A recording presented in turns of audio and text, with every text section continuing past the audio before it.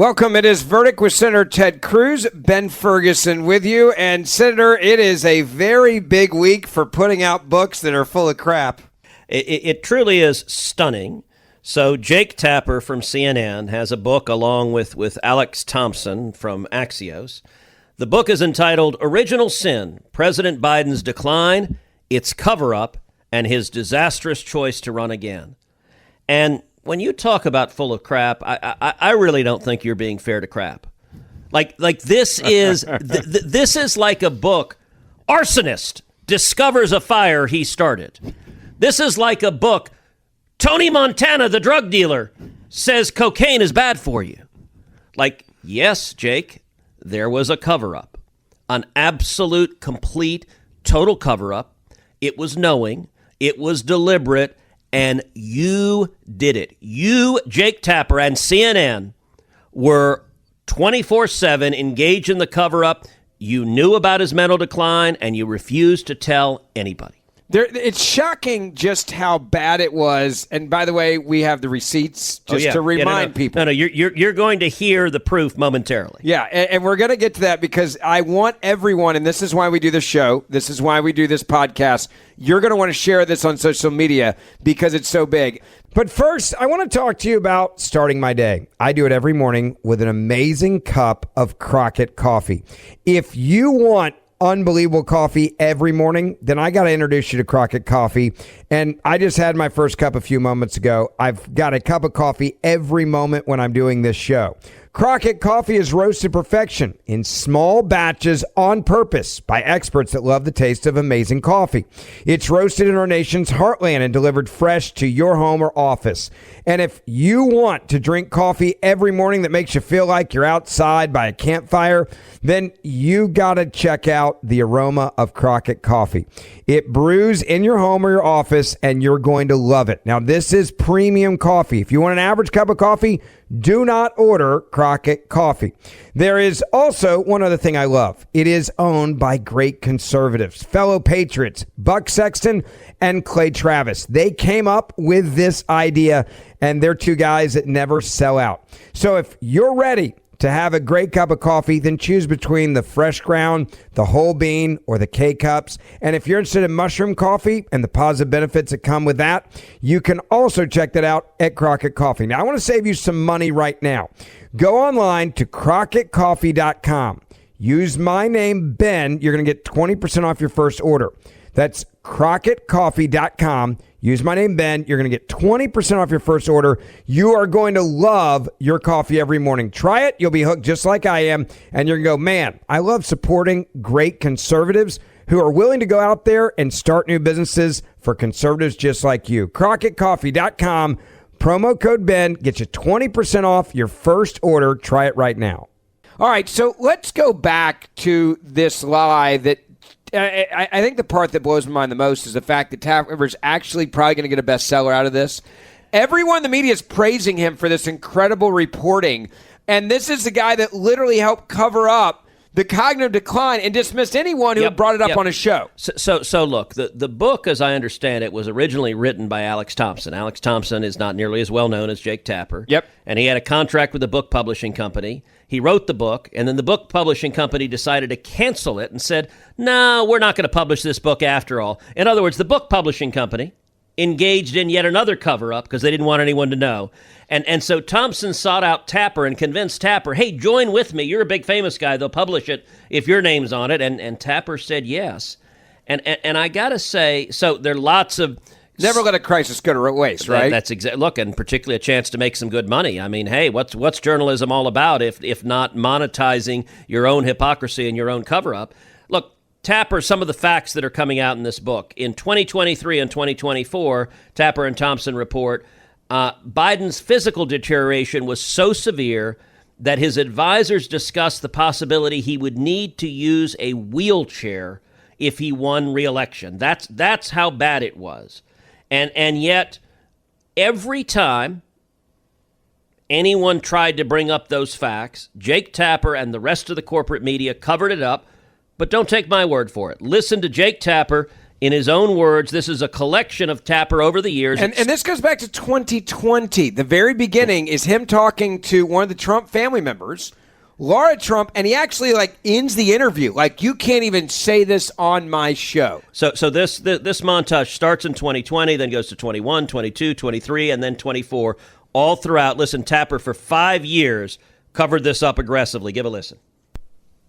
How do you think it makes little kids with stutters feel when they see you make a comment like that? It's very clearly a cognitive decline. Okay. That's what I'm referring to. It makes me uncomfortable. You have no I can't. That's so amazing. It's so amazing to me that try and figure out an answer. A cognitive decline. President Biden embraces his stutter, talking about it, while Trump mocks it, exaggerates it, belittles it. He's sharp physically. I mean, mentally. Yeah. I think the question is physically, right? Right. More so? Right. Right. And the guy who's his chief opponent is only 3 or 4 years younger than him. Exactly. I mean, you have questioned President Biden's age, mental fitness, ability to lead. Of those supporting Biden, you said, quote, "Shame on all of you pretending everything is okay. You're leading us and him into a disaster." Do you worry that you damaged him at all?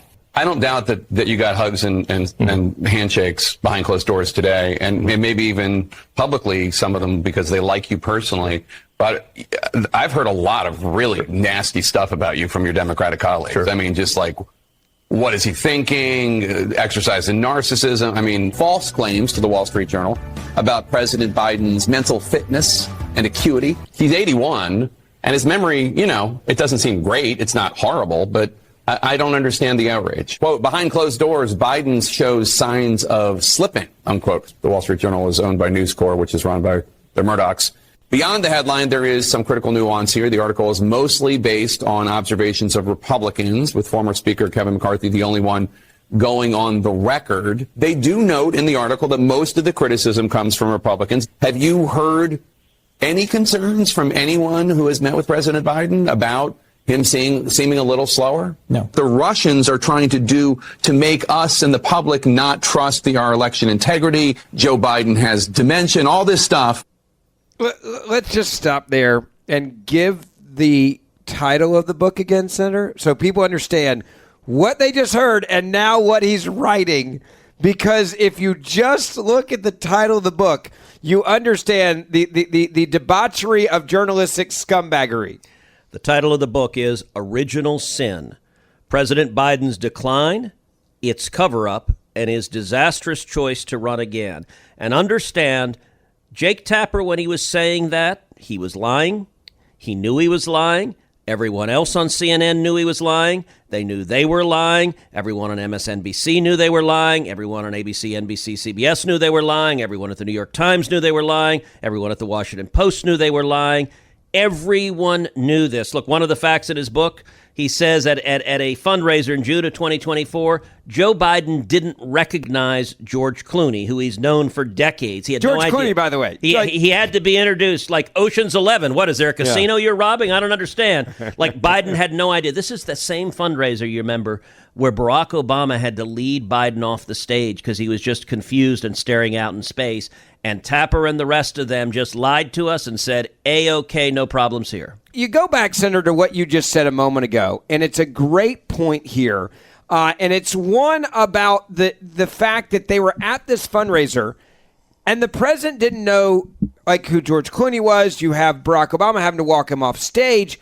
That was when everyone in his realm that they were even trying to, I think, insulate, protect him from. They all knew then, this is a disaster, and yet they still went full speed ahead with it. No, that's exactly right. The Babylon Bee had a great headline that summed up this book. So the Babylon Bee's headline was, quote, "Jake Tapper uncovers startling evidence that Biden's decline was covered up by Jake Tapper." And that's exactly what his book is. And listen to this week, Chuck Schumer, because it wasn't just Jake Tapper that was lying. Every Democrat was lying. Every Democrat senator, every Democrat governor, every Democrat House member. They all knew Biden was seriously declining mentally, and they all covered it up. Schumer was one of the most shameless because he gave his own personal guarantee about how quick Biden was. And listen this week when finally the media confronts him about his lies. Listen to what Chuck Schumer says. You said in June of last year, in my meetings with President Biden, I found him being command and impressive and wielding influence to make progress on key priorities. But in that same month, Biden apparently did not even recognize George Clooney at a fundraiser. Were you being swayed with the American public? Look, we're just looking forward. I mean, it's the best answer I've ever heard from a politician. Senator, we're just looking forward. Hey, we got to go. We're just looking forward, and I'm walking off stage. Like, we're just looking forward. I mean, so Governor, tell me about the dead body that we found in your house. We're just looking forward. We're just looking straight Governor, forward. tell me about the cocaine in the White House. Let's just use that one. Cocaine in the White House. We're just looking forward. We're just moving forward, guys.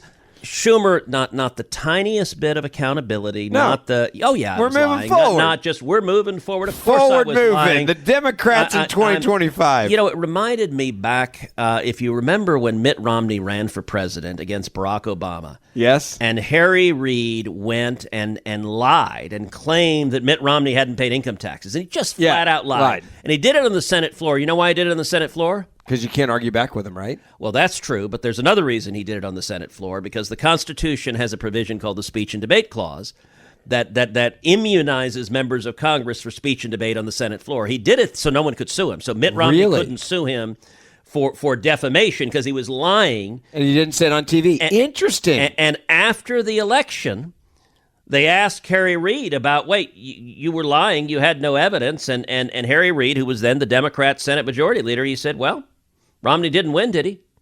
Like, it's the same thing as Chuck Schumer. We're just looking forward. All right, listen to now Biden's national security advisor, Jake Sullivan, who worked with Biden every day in the White House and so knew to an absolute certainty that Biden was severely mentally declining. But listen to what Jake Sullivan said. What happened in that debate was a shock to me. I think it was a shock to everybody. And I've made that point before. Just finally, do you think, in retrospect, given everything that's happened and everything we've talked about today, it was a mistake for President Biden to try to run again? One of the things about being national security advisor is that you're mercifully insulated from politics and political decision making.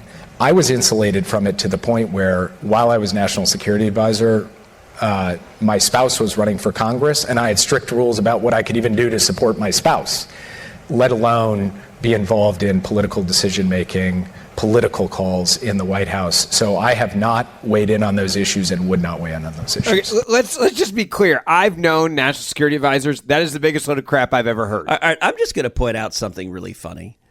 There's something about Democrat men that makes them weenies. Yeah. So he says, my spouse was running for Congress. So he is actually married to a woman. Yep. Ben, can you imagine any circumstance in which you refer to your wife as my spouse? No. I mean, I don't know a man who refers to his wife as my spouse who's running for Congress. My wife who is running for Congress. Like that. The love of my life. Like the way the like mother normal of my children. human beings would communicate, but not Democrat apparatus. Yours would be my smoking hot wife who's running for Congress. No, you better believe that's it. How and by the way, do I know you well or do I know you well? Any chance to praise your wife, not your spouse, right? Yes. My smoking hot wife is exactly the way to put it. I set you up for success there. I just want to know if there's anything you should clip from this pod and send to your wife. Be like, go to this minute mark in the pod, honey. You made the pod again. Actually, look, as you know, Heidi listens to the podcast, so that'll be she'll be listening. Let's see. This is a litmus test. One day I said something about my wife in my show, and I wanted to see if she heard it. And like her friends text her, like, Ben said something about you. And she's like, what'd you say about me today? I was like, well, if you listen to the show, you would have known. It was like a great, Yeah, that was a mistake. Don't do that. I told you so. You will only pay the price for that. I'm just saying. I want to ask you on a very serious note here. You look at the hypocrisy, but the most disturbing thing for me coming out of this book and out of the Axios reporting is that the cabinet members worried about his capacity specifically in a crisis. Now, there's been interesting reporting, and I just want to put it in perspective. He has the bad debate. There was real conversations, we were told, and there's reporting on this about the possibility of invoking the 25th. Not because they were afraid, I go back to worried about the capacity in a crisis. They just didn't want to lose the election. Yeah, it was all politics. They were perfectly fine having someone with dementia who was not capable of decision-making as president, as commander-in-chief. So this Jake Tapper comedy book includes the revelation that multiple cabinet members were worried that he could not be relied on at a time of crisis because his mental diminution was so great. One cabinet secretary said Biden's top aides, quote, shielded him in every meeting. From October 2023 on, quote, the cabinet was kept at bay. Another, quote, for months we didn't have access to him. There was clearly a deliberate strategy by the White House to have him meet with as few people as necessary. Another cabinet secretary says at one rare meeting during the time, that cabinet secretary was, quote, shocked by how the president was acting. He seemed disoriented and out of it, his mouth agape. They knew, they were worried, and you know what? If our enemies attacked us, this was the commander-in-chief that the Democrats and CNN and the lying corporate media was telling us could protect us. And look, I don't know that I'd trust him to operate the remote control on the television set. By the way, are they going to put this under fiction or nonfiction? That's what I want to know when you go to the store, right? If you go look for it, like... Well, sadly, I think they'll put it under nonfiction, which they should, because it is true that Joe Biden has had a massive mental deterioration. What they should put under fiction is what Jake says on TV every day. That's the fiction part. The irony is this may be the one true thing Jake Tapper has written or said in the last 5 years. They didn't really write it. Hold on. The guy from Access wrote it. That's actually true. It was someone else who wrote it, and Tapper put his name on it. Yeah. But by accident, he told the truth, except for the fact that he didn't admit that he's been lying to the country the entire time Biden was in the White House. So let's go back to cabinet members, because this is the big question. I was doing Fox and Waters World. Kayleigh McEnany was filling in, former White House press secretary, and she was talking about when some of this was starting to break. And I said, look, the headlines are amazing, but I said the real question that I think we should all be asking, and I want your take on this, is if all this is true, and I have no reason to believe it's not, who the hell was the president of the United States of America? Who was running the country? Was it 30 people that were elected by no one? I don't think it was one person. I think there's a very good chance that the FBI was the president of the FBI and the DOD was the president. I mean, who the hell is running the country? I don't think so, actually. All right, that's what I want to ask you. I've been asked that question probably 1,000 times, and I'm going to give you the most terrifying answer you could imagine. I don't know. Okay. I genuinely don't know. I think it was Barack Obama.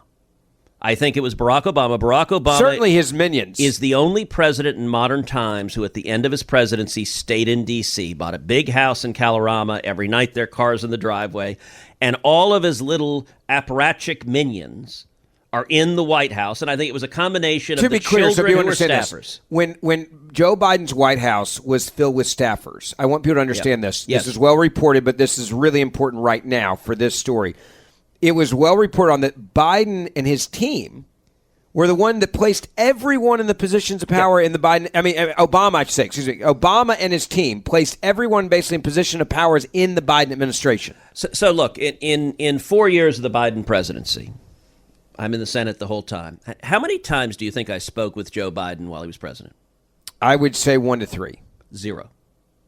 And I was saying 1 to 3 because I thought they were protecting him. So you're saying as a senator, that's not normal. People need to understand that. Not a single time, and that is bizarre. How many times with Obama, for example? Lots of times. I spoke with Obama regularly. With Trump, I speak with him often every week, sometimes multiple times a week. It is part of the job of being a senator to work with the president, to talk with the president, even the president of the opposing party. Were there ever big lulls with Obama, for example? I'm trying to really paint a picture here of how insane it is you didn't talk to him for 4 years. It's bizarre. And the thing to understand is we all know Joe Biden. He was in the Senate for 40 years. He was a man of the Senate. When I was first elected to the Senate in 2012, Joe Biden swore me in. In fact, I'll tell you. Without the cognitive decline. And he was fine. No, when he was vice president, 13 years ago, he did not have cognitive decline. Yeah. And in fact, it was funny. So my girls, my daughters, they're 14 and 17. When I was sworn in, they were 2 and 4. They were little bitty. And my 2-year-old, Catherine, Biden leaned over to pick her up. And she screamed. She screamed really loudly.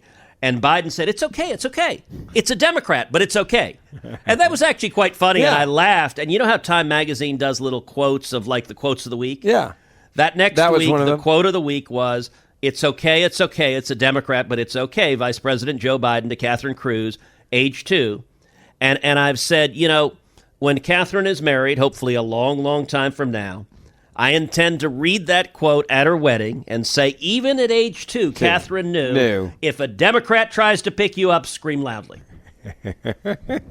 I like that one. So where do we go from? And by the way, when I say I didn't speak with him for 4 years, that was true of virtually every Republican senator. So we would sit Were there that down. many Democrat senators that were talking to him? I mean, a little more. The Democrats talked to him early a on because they were more. insulating him from what the book's saying from like everyone. So they talked to him a little more. When the Senate's in session, Republican senators have lunch together every Tuesday, Wednesday, and Thursday. So we talk at lunch. They're working lunches, and they're very productive. We would sit at lunch and talk about how weird it was that none of us had spoken to Biden, had been to the White House to see him, and we all knew him. They were clearly hiding him. I actually remember one of my colleagues, John Kennedy, a good friend, senator from Louisiana. He was one of the few who had seen Biden one time, and he actually told us all the story. We're sitting at the table, and he said, look, he had passed a bill. He said it was a fairly minor bill, but it was a bipartisan bill that had passed, and Biden did a bill signing.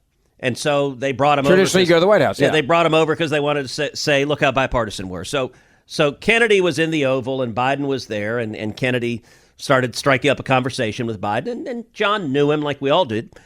And Biden asked, so, John, you ever seen the cabinet room? And John Kennedy, being John Kennedy, he said, I lied and said no. And he said, come on, let's go. Yeah, and you knew where that was going. You say no to that question, yeah. And so he takes him in there, and he said, Biden begins telling stories from like 40 or 50 years ago. And Kennedy said the White House staff comes in freaking out. Mr. President, you got to go. And Biden yells at him, shut up, I'm telling stories. And he said he went on for like 30, 40 minutes. And it was like listening to your grandfather who's tell like, the same stories over and over again. Tell the same stories like 50 years ago they can remember, but don't ask them what's happening today. And that was, and he was literally at my lunch table. I remember he was the only one of us who had seen Biden since he's been president. And that was his one experience with it. Will there be anything, now that the music accept this as fact, they're reporting on it as fact, cabinet members were worried about his capacity in a crisis. That's what they've said. Is there going to be any oversight / investigation? Should there be from Congress? And I know that's a weird question because there's some people like, look, we won, let's move on.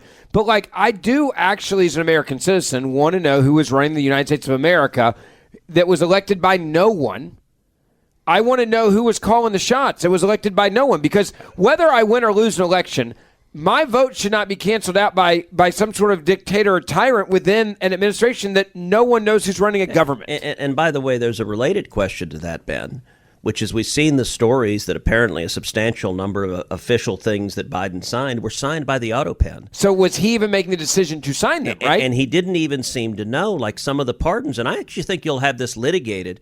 Not aware of any court that's ever decided is a pardon. Does a pardon have to actually be signed by the president? So look, every elected official has an Autopen. I have an Autopen. And so for things like constituent correspondence, if you write in to your senator, you'll get a response back, and we try to respond substantively, and the Autopen will sign it. And I get millions of those letters, so I couldn't physically sign them all. All I'm thinking about right now is where that Autopen is and how much fun I could have. But keep going. But look, it's fine for if something like correspondence. A birthday wish. But the question is for something that has legal force of law. And I actually want to know, did they use the Autopen to sign any legislation? Because it's not clear to me legislation that the president didn't sign has legal force. The Autopen is not the commander-in-chief and the chief What about executive. judges, for example? If he did an Autopen, which means I'm truly convinced that he didn't know what was going on. He didn't know who he was appointing. He probably didn't know who he was pardoning. And if that's happening, the pardons then are where it'll be litigated. Okay, and that will. And why is that so different? Because look, it's interesting. Like a pardon under the Constitution, all you have to have is a document from the president that said, you know, I pardoned Ben Ferguson, and suddenly, actually, only if it's a federal offense. So he can't do it for only a if state it's offense. federal offense. Yeah, the abuse I take. The abuse I take. But it literally. There's no pomp and circumstance. It doesn't have to have gold leaf on the paper. It doesn't have to be an official. Yeah. It's just a piece of paper with his signature, with those words in his signature. That is legally a pardon. But if you don't actually have his signature, listen, I've been in the Oval dozens of times, probably more, when President Trump is signing things, and he pulls out. He actually.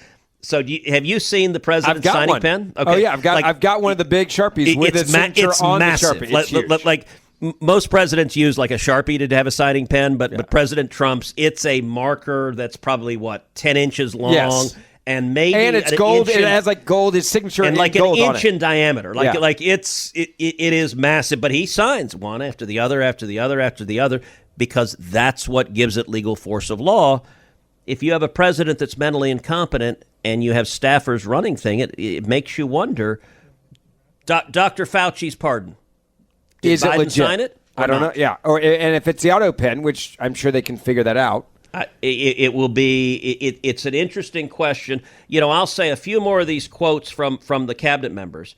The cabinet members in this book said, quote, "The staff did him wrong. If you were with him every day and you knew this was going to be a problem, why didn't you go to him and say something?" Another said, quote, "Access dropped off considerably in 2024, and I didn't interact with him as much." A third said, quote, "Yes, the president is making the decisions, but if the inner circle is shaping them in such a way, is it really a decision?" And here was another cabinet secretary. "I don't think he has dementia, but the thing is he's an old man. The president can give you 4 to 6 good hours a day. When he got tired, sloppy isn't the right word, but his guard was down." That would be the commander-in-chief of the United States. Now that it's over, now that everybody knows the cognitive decline, now that the books are being written, they're telling you they may have only gotten 4 hours a day out of the president of the United States of America. That is maybe one of the most shocking statements I've ever heard about any president. Yeah, look, he was not mentally capable to do the job. They knew it, and they lied about it. And by the way, Jake Tapper's whole premise that, gosh, little old me, Jake, was deceived. They just didn't tell me the truth. I just didn't know. Well, Jake, if you listened to Verdict, we were telling you the facts, and we were telling you the facts early on. Here, I want you to go back to January of 2024. I want you to listen to a segment of Ben and me in the podcast back in January of 24 talking about Biden's deterioration. Give a listen. You and I and kind of anyone with eyes and common sense have been observing for a long time that Joe Biden's cognitive decline is massive. But it's easy for some observers to dismiss that and say, these guys are biased, they're partisans, they don't like Biden, so what they're saying is not true. In this instance, the people speaking are the Biden Department of Justice, and not any Department of Justice. This is a Department of Justice that has proven itself the most politicized and partisan Department of Justice in history. And they have argued, so for example, I'm going to read you a paragraph from the report.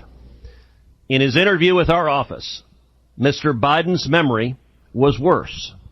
He did not remember when he was vice president, forgetting on the first day of the interview when his term ended, quote, "If it was 2013, when did I stop being vice president?" And forgetting on the second day of the interview when his term began, quote, "In 2009, am I still vice president?" He did not remember, even within several years, when his son Beau died. And his memory appeared hazy when describing the Afghanistan debate that was once so important to him. Among other things, he mistakenly said he, quote, "had a real difference of opinion with General Carl Aitkenberry, when in fact Aitkenberry was an ally whom Mr. Biden cited approvingly in his Thanksgiving memo to President Obama." All of that was authored by the Biden Department of Justice, and when they are describing the sitting president as a well-meaning elderly man with a poor memory, the natural question for anyone to say is, holy crap, if he's not competent to stand trial, why is he the commander-in-chief with the authority to send our sons and daughters into harm's way? Why does he have access to the nuclear codes? Understand, the description here, they say you couldn't charge him with a crime because he's not aware of enough to have the requisite mental intent, and yet Joe Biden tonight, if he so desired, could literally exterminate humanity from the face of the planet. As commander-in-chief, if he gave the order, launch the nuclear weapons now, unless the military refused to obey the commander-in-chief, Joe Biden could exterminate every life on this planet. And if he's not mentally competent to stand trial, that is terrifying. So that was a year and a half ago. Yeah, a year and a half ago on this podcast. And understand, the entire basis of Tapper's book is he couldn't possibly known about this mental decline. The Department of Justice, and this would be the Biden Department of Justice, went into court. So the Robert Hur report, remember, they did not prosecute Biden. And when was that? I wonder. Do you remember the time frame on that? That was early 24. Yeah, so early we covered 24. We covered it a lot. And that with them interviewing him in 23. Right. So in 23, when they were interviewing Joe Biden, they then in 24 told America, he's so bad off, we can't even charge him with anything. So they concluded if they charged him, he would be found not competent to be convicted. That is a stunning. Look, there's a standard. There are people that are not competent to be tried. If you have dementia, if you're like mentally ill, that you're not able, the legal standard is you have to form what's called mens rea, which is intent. And they said, well, he's so old and senile, we can't charge him. So that's why they said, oh, yeah, he clearly violated the law. He committed a felony. Remember, he kept classified materials everywhere, including his garage next to his antique car. Not a joke. That's real. And they said he was guilty of that, but they couldn't charge him because he was incompetent to stand trial. I want you to listen in 2023 to me laying out his mental decline, and MSNBC, Morning Joe, making fun of me for it. This is like one of their big intros, May 4th, 2023. 2011,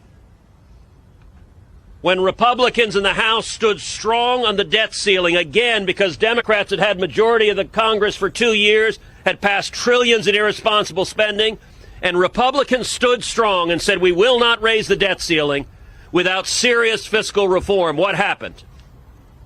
Then Vice President Joe Biden came and negotiated a deal called the Budget Control Act. Vice President Biden sat down with House Republicans and reached a meaningful compromise. President Joe Biden needs to do the same thing, and I'll say, sadly, the reason he hasn't so far, I believe, is because his mental faculties are too diminished right now. Top of the third hour. Hold on. What? He has such a point. Yes. His mental faculties are so diminished that he passed signed more bipartisan legislation. Didn't even know he was doing it last year than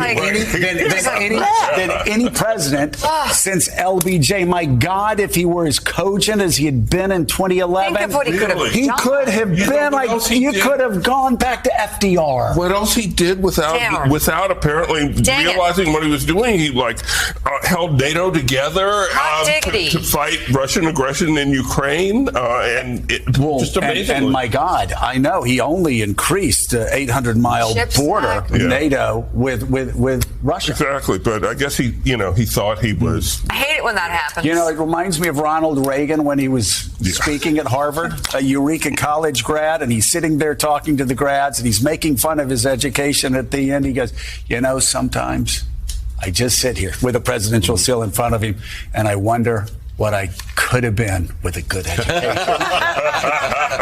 Ted Cruz, go back and read Reagan. Right. You'll learn a lot. David Go back and read Reagan, he says, by golly. I mean, I love this. And by the way, we do know who was doing it now. It was either an Autopen or a bunch of old staffers. For many of you listening to us around the country on the radio, if it's your first time, so nice to have you guys with us. Don't forget, all the audio that you heard in this show will be in the podcast, so share the podcast wherever you are. And we do this show as a podcast 3 days a week as well. So download Verdict with Ted Cruz wherever you get your podcasts, and we'll see you back here on this radio station next week.